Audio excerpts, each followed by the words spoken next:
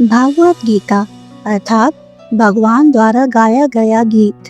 यह एक उपदेश है जो एक ही वंश के दो चचेरे भाइयों कौरवों और पांडवों के मध्य हुए युद्ध की रणभूमि पर श्री कृष्ण द्वारा दिया गया। अध्याय 1 को अर्जुन विषाद योग के नाम से जाना जाता है। इस अध्याय के विभिन्न श्लोकों द्वारा हम जानेंगे कि किस प्रकार एक महायोद्धा विषादग्रस्त होकर शत्रुओं के विरुद्ध शस्त्र उठाने की बजाय डिलेमा की स्थिति में पड़ जाता है। आइए आरंभ करते हैं भगवत गीता अध्याय 1। धृतराष्ट्र उवाच धर्मक्षेत्रे कुरुक्षेत्रे संवेता युयुत्सवः मामकाः पांडवाश्चैव किं कुर्वत संजय। राजा धृतराष्ट्र एक नेत्रहीन राजा था जो कि अपने पुत्र मोह और सत्ता मोह के चलते अपने कर्तव्यों से भटक गया था। वो अपने भाई की संतानों का राज्याधिकार उनसे हड़पना चाहता था। अपनी इसी इच्छा के चलते उसने पांडवों के साथ अनेकों अन्याय किए और अब स्थिति कुरुक्षेत्र की रणभूमि तक पहुंच चुकी थी।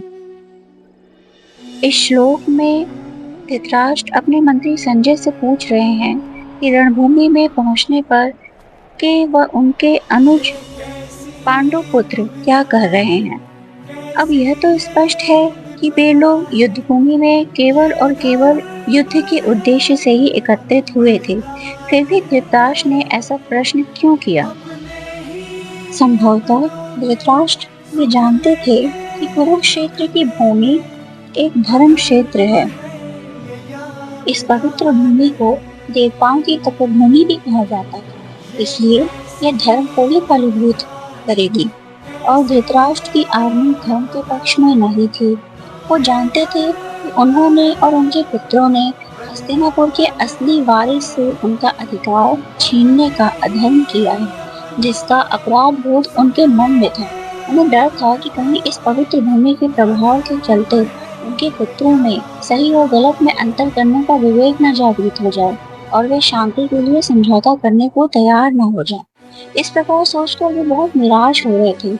उन्हें युद्ध के परिणामों पर पूर्ण आशंका थी, परंतु फिर भी वे अपने पुत्रों के उज्जवल भविष्य को सुनिश्चित करने के लिए वे युद्ध हो जाने देना चाहते थे।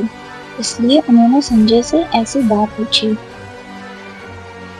इस श्लोक से हमें यह सीखने को मिलता है कि हमें अपनी इच्छाओं का आत्मनिरीक्षण कर लेना चाहिए, चाहे वे भौतिक हों, भावात्मक हो या मानसिक।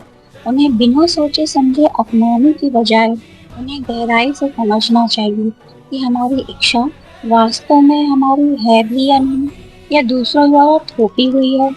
हमारी इच्छाएं हमारे मूल्यों संस्कारों के अनुरूप हैं या नहीं, या हमें लंबे समय तक संतोष देंगी या नहीं। हमारी इच्छाएं हमारा व्यक्तिगत रूप से विकास करेंगी या नहीं। इन चीजों पर बिना विचार किए किसी भी इच्छा पूर्ति के पीछे अंधा होकर मनुष्य को नहीं भागना चाहिए। ना कीमती समय देने के लिए बहुत बहुत धन्यवाद। इसके और वीडियोस के लिए प्लीज लाइक, शेयर और सब्सक्राइब करें।